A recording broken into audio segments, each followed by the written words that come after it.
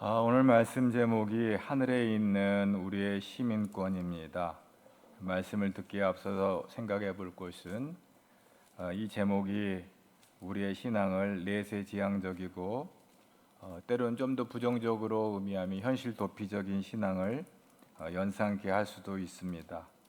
그런데요, 사도 바울이 오늘 본문에서 이 말을 사용한 것은 이 땅의 모든 것이 무익하기에 하늘만 바라보고 살아야 된다, 그런 말이 아니라 오히려 이 땅에서 우리가 현재의 삶을 어떻게 살아야 하는지 생각해보는 그런 말씀입니다. 생각하게 하는 말씀이죠. 우리에게 유명한 성경작가 C.S. 루이스가 그런 말을 합니다.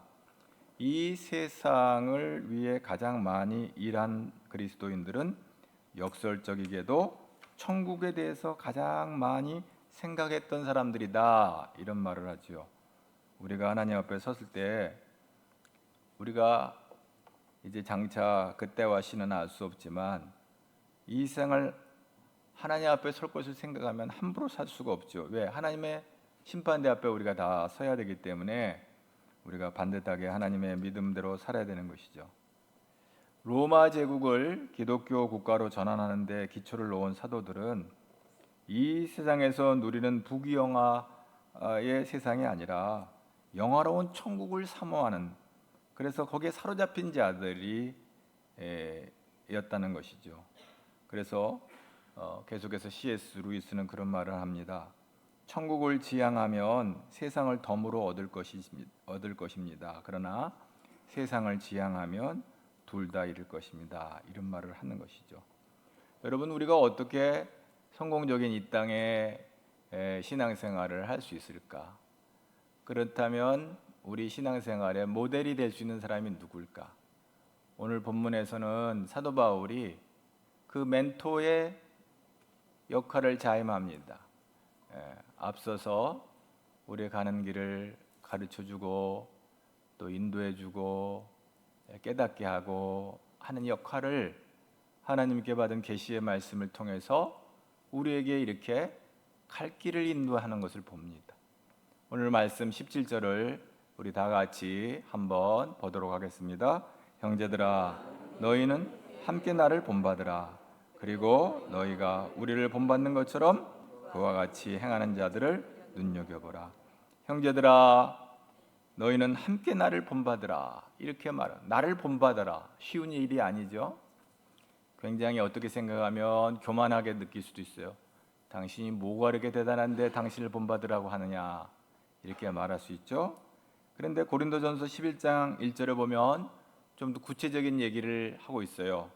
내가 그리스도를 본받는 자 된 것 같이 너희는 나를 본받는 자 되라. 그 말은 뭐예요? 내가 예수님을 닮아가는 것처럼 너희도 나를 본받아서 예수님을 닮아가라는 것이지 사도 바울을 닮으라는 얘기는 아니라는 것을 고린도전서 11장 1절을 보면 우리가 알게 되는 것입니다. 결국 사도 바울이 본받으라고 하는 것은 사도 바울의 인격이나 그의 무슨 모습이, 그의 어떤 성격이 아니라 바로 예수님이라고 하는 것이죠. 그리고 무엇보다도 또 고린도서 4장 16절에도 너희는 나를 본받는 자가 되라, 이런 말을 반복해서 하는 것을 봅니다. 특별히 사도행전 26장에 보면 바울이 아그리빠 왕과 총독 베스도 그리고 많은 관리들 앞에서 담대하게 복음을, 죄수의 몸으로 복음을 전하는데 거기서 또 그런 얘기를 해요. 꼭 빼놓지 않고 그런 얘기를 해요. 내가 이렇게 죄수의 몸으로 있는 것 외에 나와 같이 되기를 하나님께 원한다 하고 그들 앞에서 담대하게 복음을 전하며 자기의 신앙을 간증하는 것을 보게 되어집니다. 바울이 자신을 본받으라고 한 것은 자신의 육체적인 자랑거리를 의지하는 그 교만한 마음에서가 아니에요. 사실 사도 바울에게서도 우리가 닮아야 될 것들이 많거든요. 사도 바울은 많이 부족하고 또 여러 가지 많이 부족한 면들이 성경에 그냥 그대로 노출되는 것을 보게 되어지는데, 그럼에도 불구하고 하나님의 선하심을 따라 살려고 노력하는 이 사도 바울의 모습, 그리스도의 온전함을 담기 위해 표대를 향하여 달려가는 이 열심을 내는 이런 모습들, 이런 모습들은 우리에게 샘플이 되고 있는 거예요. 오늘도 날씨 형편에 상관없이 또 이른 아침부터 성전을 나오기 위해서 먼 거리든 가까운 거리든 하나님 앞에 나와 예배하기 위해서 준비하고 이렇게 나오는 이런 모습들, 이런 것들이 하나님 앞으로 더 가까이 나아가려고 하는, 세상 사람들은 그거를 쉽게 생각할 수 있지만 우리가 예수를 믿는 우리들은 그 작은 소소한 우리의 예배의 습관과 주일 성수하는 이 모습들은 우리가 하나님 앞으로 더 가까이 나가려고 하는 우리의 모습입니다. 작은 것 같지만 굉장히 큰 겁니다. 주일을 범하지 아니하고 하나님 앞에 나와 예배하는 것을 귀하게 여기고 중하게 여기는 거 하나님이 기뻐하시는 일인 줄로 믿습니다. 그렇습니다. 땅의 일을 생각하지 않고 하늘의 일을 생각하는 자들은 장차 우리가 하나님 앞에 설 것을 생각하면서 우리 남은 인생이 그 시와 때를 알 수 없어도 열심히 살아가는 것입니다. 사도 바울이 빌립보 교회 성도들에게 나를 본받으라고 외칠 때 당시는 이단 사설이 횡행했어요. 여기저기서 성도들을 미혹하는 그런 거짓된 가르침들이 많이 있었던 거예요. 그러니까 그런 거짓된 가르침들에 미혹돼서 따라가면 안 되는 거예요. 오늘날 이 시대를 바라볼 때 그래요. 얼마나 많은 이단과 우리가 객관적으로 바라볼 때 저렇게 말도 안 되는 교파에 왜 사람들이 저렇게 몰려갈까? 저기다가 헌금을 하고 왜 사람들이 저렇게 허망한 인생을 살까? 우리가 객관적으로 볼 때 그렇지만 못된 것은 가르쳐주지 않아도 왜 이렇게 빨리 배우고 또 쫓아가는지, 조금만 무슨 신흥 이단이 나오면요 어느 날 갑자기 보면 팍 부흥되어 있는 걸 보면 돼요. 그 이단들 보면 예수님이 얘기보다도 정말 허접하고 교주의 그 말도 안 되는 그 간증과 그런 얘기들을 껍벅 속아가지고 말이죠. 거기 가서 머리를 조아리고 앉아가지고 그렇게 있는 걸 보면 참 이해하기가 어려운 거예요. 교회 안에서는 요만한 것 하나 허물이 있어도 고래고래 소리 지르는 사람들이 그런 이단에 가서는 찍소리 안 하고 말도 안 되는 것을 요구를 해도 꾸벅꾸벅 그냥 따라가는 걸 보면 마귀의 영성이구나, 마귀의 종들이니까 그러지, 저게 마귀가 아니고는 어떻게 하나님의 자녀들이 저기 가서 엎드릴 수 있을까 하는 것이죠. 그렇습니다. 당시 이 거짓 선지자, 특별히 이제 그것은 신약에만이 아니고 구약에도 보면 우상 숭배하는 이 여로보암, 그 북왕국 이스라엘과 남왕국 유다가 갈라질 때 르호보암과 여로보암, 이렇게 이제 두 솔로몬 아들 르호보암과 또 솔로몬 그 정권에서 장관을 했던 여로보암이 일종의 그 나라를 분립하는 거죠. 뭐 쿠데타라고 보기는 어렵고 자주 나라를 분립해서 북왕국하고 남왕국 유다가 이렇게 갈라질 때 하나님 보실 때 여로보암을 따라가는 길은 나쁜 길이었어요. 그래서 성경을 보면 여로보암을 본받아 나쁜 길로 들어서는 왕들에 대한 이야기들이 많이 등장합니다. 북왕국 이스라엘은 여로보암의 집을 본받아 가증한 우상 숭배를 끌어들이고 하나님을 떠나는 것을 보게 되어집니다. 또 우상 숭배하는 아합 왕을 따르고 본받는 이들이 북왕국 이스라엘 왕족 가운데 등장합니다. 이렇게 악한 일에는 쉽게 배우고 따르게 되지만 좋은 본보기에는 쉽게 따르고 본받지를 못합니다. 말이 많고 이유가 많아요. 하나님의 말씀대로 그냥 순종하며 살면 되는데 전통적인 교회 안에서 들어와서 불평하고 투덜거리는 사람들 보면 이유가 많아요. 오늘 사도 바울이 그럽니다. 그와 같이 여기 너희는 나를 본받느라 17절에 우리를 본받는 것처럼 그와 같이 행하는 자들을 눈여겨보라. 잘 한번 살펴봐라. 잘 분별해라. 어떻게든지 하나님 말씀대로 살려고 하는 사람들, 하나님 앞에 늘 예배하기를 힘쓰는 사람들 잘 판단해봐라. 우리는 교회 안에서 뭔가 삶의 신앙의 모델이 되는 사람을 보면 나도 저 사람처럼 믿음 생활하면 좋겠다, 이런 생각을 갖게 하는 아주 선한 영향을 미치는 좋은 사람들이 있어요. 믿음의 사람들이 있어요.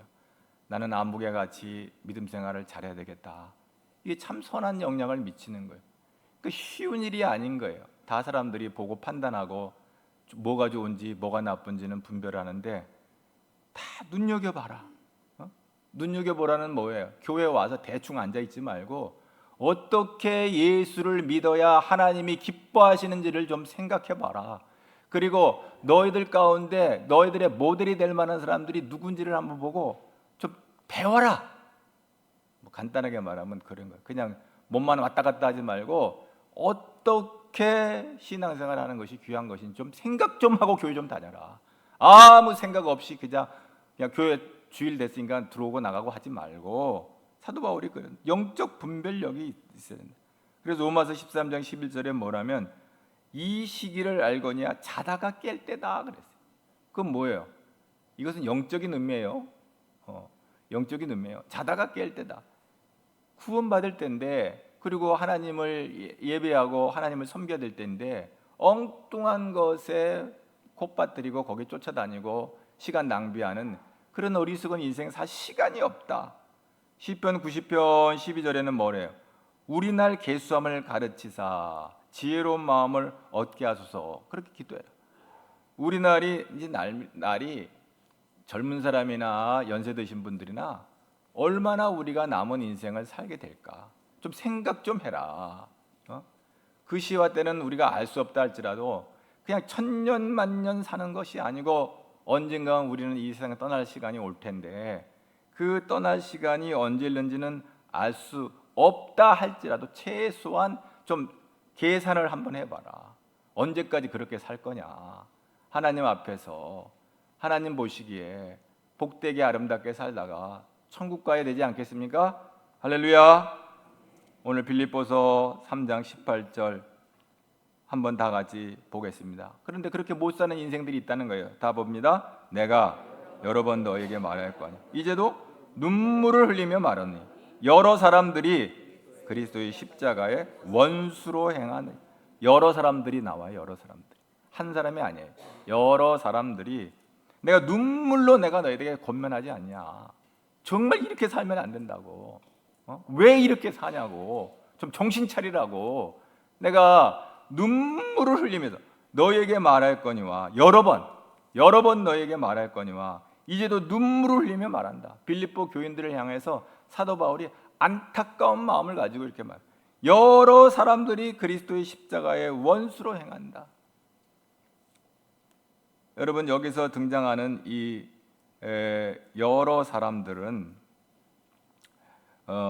구체적으로 누구를 가리키냐면, 그러니까 역사적으로 볼 때는 율법주의자들과 영지주의자들입니다.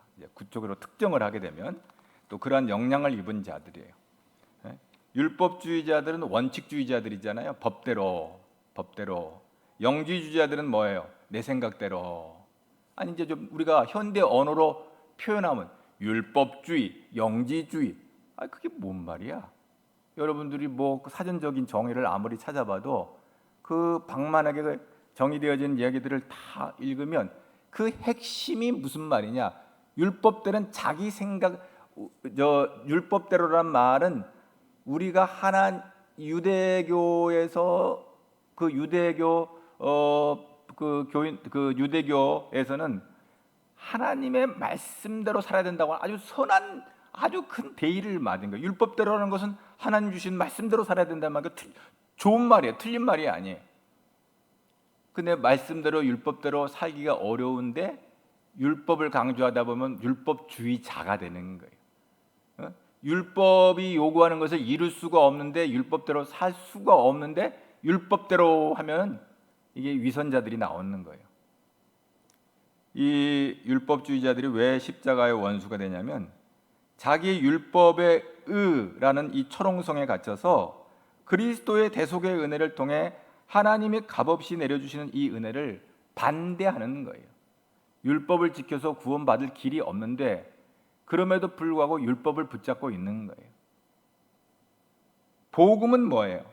하나님께서 예수님을 통해서 우리를 위해서 십자가에 못 박히시고 우리의 죄와 허물을 십자가에 못 박으시고 우리를 구원하신 이 사건이거든요. 근데 율법주의자들은 이것은 아주 거절하는 것이고 또 이건 불쾌하게 여기고 어리석은 것으로 보는 것이죠. 그래서 바울이 전하는 복음을 반대하고 거절하는 거예요. 그런 어떤 영향을 받은 율법주의자들이 그 주변에 바울, 빌립보 성도들의 주변에 있어서 그 부정적인 영향, 예수 그리스도로 구원받는 이 놀라운 십자가의 이 은혜를 혼탁하게 하는 거짓 십자가의 원수되는 인간들이 있다 이 말이에요.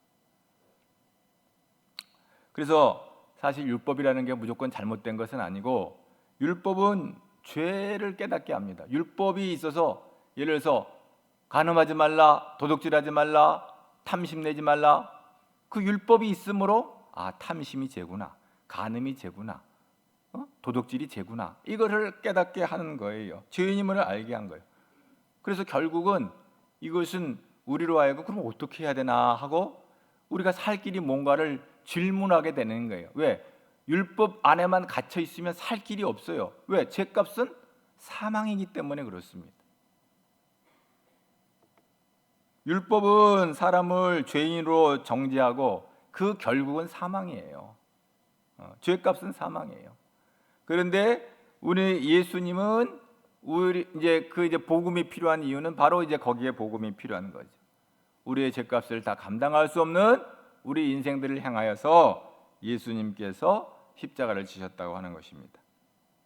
그래서 율법은 예수를 우리가 믿고 예수님을 믿고 의롭다함을 얻은 자에 대해서는 더 이상 율법이 힘을 발휘하지 못해요. 더 이상 정죄할 수가 없는 거예요. 더 이상 죄인으로 너 죄인이야 하고 율법이 우리를 요구할 수가 없는 거예요. 왜? 우리는 예수님의 뒤에 십자가 뒤에 숨으면 돼요. 할렐루야. 여기 오늘 예배하는 저와 여러분들은 십자가 뒤로 다 숨는 거예요. 에? 원수 마귀가 너 죄인이야, 너가 어떻게 구원을 받아, 너같이 못된 인간이. 그때 예수의 십자가의 공로를 의지하는 거예요. 그것이 우리가 율법의 요구를 이룰 수 있는 길이에요. 다음은 그래서 율법대로 법대로 구원받을 길이 없어요. 그것이 하나고, 두 번째는 영지주의자들인데 내 맘대로 이제 이해하기 쉽게 하면 내 맘대로, 내 욕심대로, 내 육체대로. 왜 십자가의 원수가 되는가? 십자가의 정신은 자기 부인이고 자아의 죽음이요. 내가 예수 안에 죽고 내가 예수 안에 살아야 되는 이 과정이 필요한데, 이 영지주의자들은 자신의 정욕대로 살아가는 자들이기 때문에 자유를 남용하여 방종을 일삼는 소자들이에요. 그래서 교회에 방해가 되는 사람들입니다. 이들은 육체는 본질적으로 악하며 아무 가치가 없기 때문에 육체의 성결을 추구할 필요가 없다라고까지 주장하는 그런 파들도 영지주의자들 안에 있어요. 반도덕주의자들이죠. 어떻게 보면 굉장히 영적인 것 같으면서도 반도덕주의자들이에요.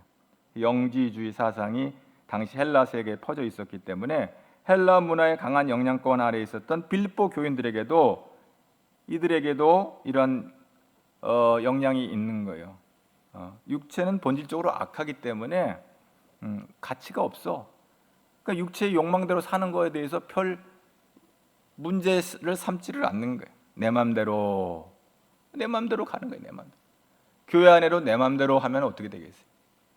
그러면 오늘 3장 19절에 뭐라고 얘기됐는가 한번 볼까요?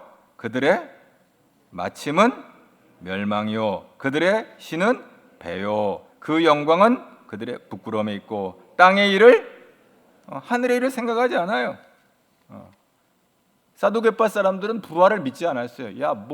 그 사두개파가 소위 말하는 이 제사장 계급을 이어왔던 유대교 전통의 이 사두개파들은 굉장히 현실주의자들이고요, 합리적인 자들이고 굉장히 논리적인 사람들이에요. 부활이 어디 있어? 이렇게 살다 죽으면 끝이지. 그러니까 지금 부경화를 다 누려야 돼. 사두개파 사람들. 바리새파 사람들은 그래도 부활이 있다는 것을 인정했어요. 물론 이 유대교 안에도 이 사두개파와 바리새파들이 서로 대립 관계에 있기는 한데 신학적으로 어찌 됐든 간에 그렇습니다.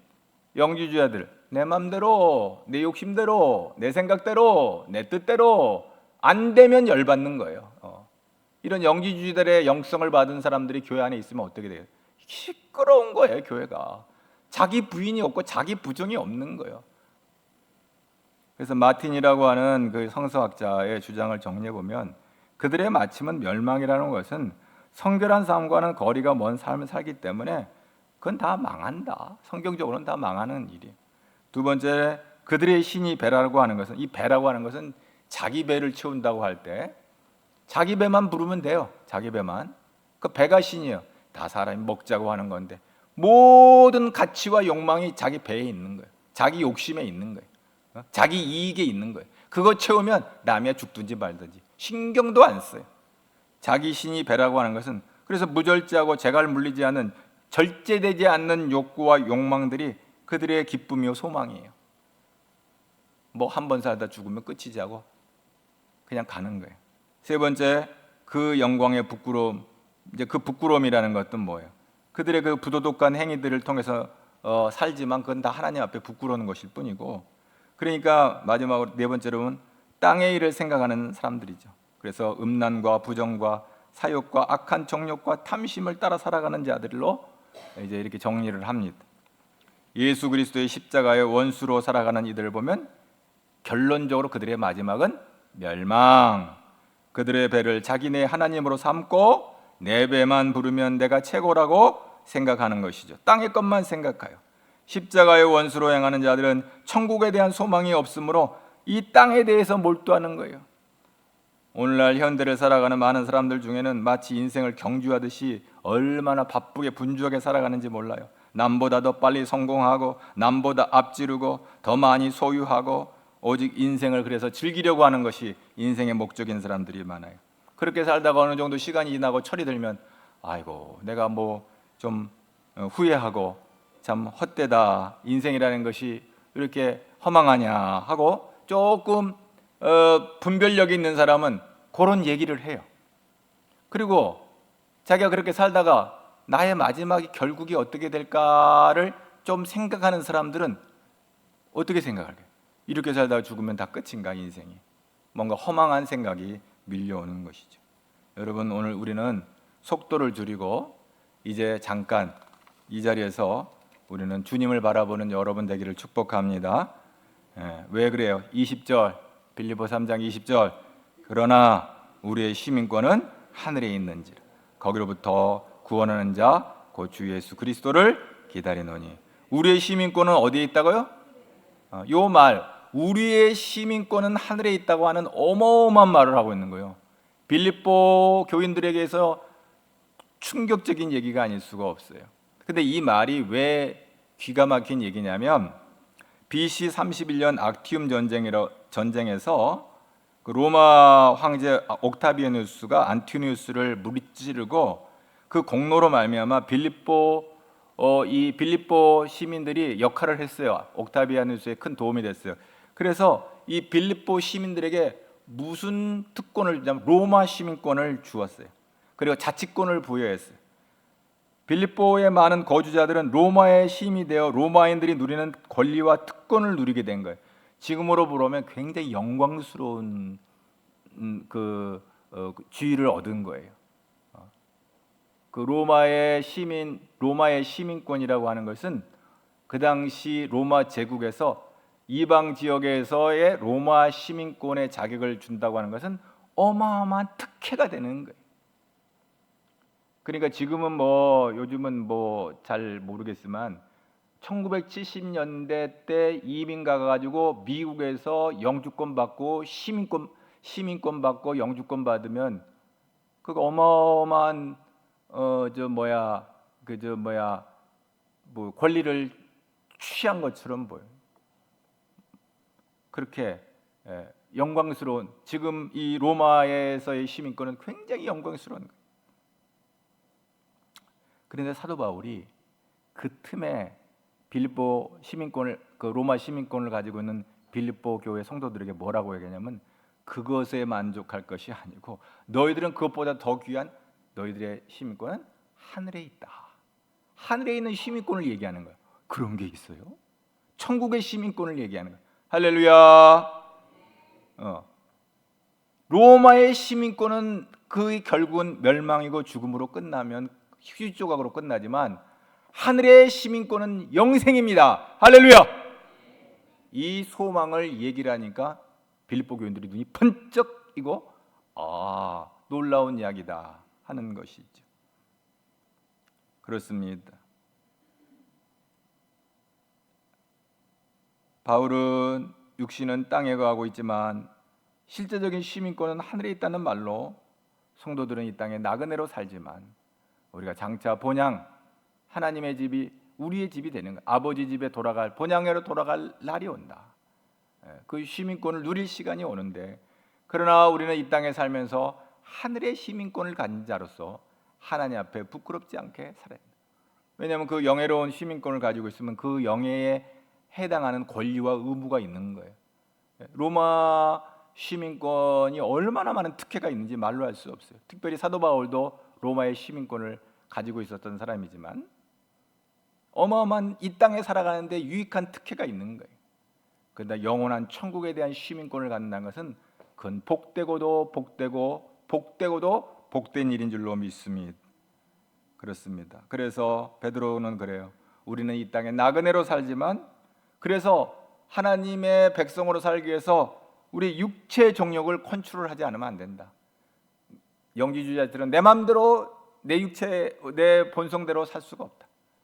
오직 하나님의 말씀에 컨트롤이 돼야 되고 하나님의 말씀을 붙잡고 가는 거예요.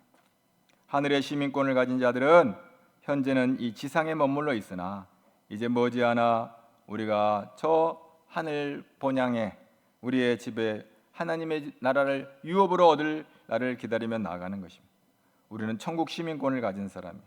우리가 살아갈 영원한 날은 하늘나라예요. 우리 주님이 예배해 놓으신 새하늘과 새 땅입니다. 육체로부터 썩어질 것을 거두는 사람들이 아니라 성령으로부터 영생을 거두는 사람들이에요. 이 땅에 썩어질 것들을 거두는 멸망의 사람이 아니라 하늘의 시민권을 가진 사람으로 살고 있는 거예요. 로마의 시민권은 죽으면 그건 다 썩어질 것이지만 하늘의 시민권은 우리에게 영원한 영생을 약속하는 것이죠. 그래서 예수님만이 우리의 소망이요 그렇게 고대하며 기다리는 주님인 것입니다. 주님은 만물을 복종시킬 수 있는 권능으로 우리의 비천한 몸을 변화시켜서 자기의 영광스러운 몸과 같은 모습으로 되게 하실 분이에요. 빌립보서 3장 21절 마지막 절 함께 봅니다. 그는 만물을 자기에게 복종하게 하실 수 있는 자의 역사로 우리의 낮은 몸을 자기 영광의 몸의 형체와 같이 변하게 하시리라. 우리의 낮은 몸, 썩을 몸, 죽을 몸, 미움에 사로잡혀 있고 언제나 실수하고 넘어지고 깨지고 하나님 보시기에 부끄럽게 살 수밖에 없는 이런 몸이지만 그럼에도 불구하고 예수 그리스도의 십자가의 은혜로 구원받은 몸은 장차 영광의 몸과 같이 주의 몸과 같이 변화되게 될 것이다 하는 것이 이걸 영화라고 그래요. 신학적으로는 영화. 처음에 예수를 믿게 되면 칭의 의롭게 여김을 받아요. 그 다음에 예수 믿고 천국 가는 그날까지 예수님을 닮아가는 성화, 예수님을 닮아가는 과정이 마지막에는 주의 품에 안길 때 영화롭게 된다는 말이에요. 지금은 보잘것없는 것처럼 보이지만 장차 우리 주님과 함께 아버지 하나님 앞에 나아갈 때 예수님과 같이 영광스러운 모습으로 영생의 복을 누리는 저와 여러분 될 줄로 믿습니다. 그래서 이런 소망을 갖고 이번 한 주간도 어디에 있든지 하나님의 자녀답게 권세 있게 권위 있게 하나님의 영광을 누리는 저와 여러분들을 축복합니다. 나는 별 볼일 없는 인생일지라도 주님이 낮은 몸을 자기 영광의 몸의 형체로 주의 손에 붙잡힌 영혼들은 대속의 은혜를 입은 자들은 이런 영광스러운 하늘의 시민권을 가진 자들은 하나님의 영광에 참여하는 영광스러운 이 놀라운 은혜를 입게 된다고 약속을 하고 있는 거예요. 뭐 좀 사적이긴 하나 나라를 위해서 큰 일을 하거나 또 이번에 동계 올림픽에서 금메달을 딴 선수들 전부 청와대 대통령이 불러가지고 밥도 먹이고 하는데 그 대통령이 부르는 자리가 굉장히 영광스럽고 또 뭔가 굉장히 기쁨을 주는 자리잖아요. 이 세상도 마찬가지. 그러나 하나님의 품에 안길 때 우리는 영화로운 하나님의 영광에 참여하는 이 놀라운 특권이 우리에게 준비되어 있습니다. 그래서 결론은 뭐냐? 빌립보서 4장 1절이 21절 17절부터 21절까지 내용이 연결되는 거예요. 4장 1절 다 같이 봅니다. 그러므로 나의 사랑하고 사모하는 형제들, 나의 기쁨이요 멸류가 아닌 사랑하는 자들아, 이와 같이 주 안에 서라. 여기서 표현 자체는 너희들 흔들림, 너희들 미혹되고, 또 여기 표현이 낮은 몸이라든지 이런 표현을 썼지만, 그래도 사도 바울은 뭐라 그러냐면, 그래도 예수 믿고 구원받은 너희들을 볼 때 사도 바울의 입장에서 나의 기쁨이 되는 거예요. 하나님 앞에 섰을 때 이 사람들은, 내가 빌립보 성도들은 내가 전도한 사람들입니다. 그래서 기쁨이 되는 거예요. 그리고 멸류관이 되는 거예요. 사랑하는 자들아, 이와 같이 주 안에 뭐라 그랬어요? 주 안에 흔들리지 말라 얘기요. 사랑하는 우리 귀한 우리 가제의 성도 여러분, 주님 안에서 굳건히 서기를 바랍니다. 교회에서 믿음 생활하다 보면 속상한 일도 있고, 억울한 일도 있고, 답답한 일도 있고, 누가 말도 못하고 할 수 있는 일도 있어요. 그렇다고 해서 내 교회, 내 믿음을 포기하겠다, 이러면 안 되는 거예요. 그게 흔들리는 거예요. 여러분, 원수마귀는 자꾸 우리를 흔들어요. 뭔가를 건수를 하나씩 만들어요. 내가 이렇게 보면 마귀들은 건수를 꼭 하나 만들어 와가지고 공격을 하는 거예요. 그럼 그 공격에 넘어가면 되겠어요? 예수를 명하니 물러가라. 할렐루야.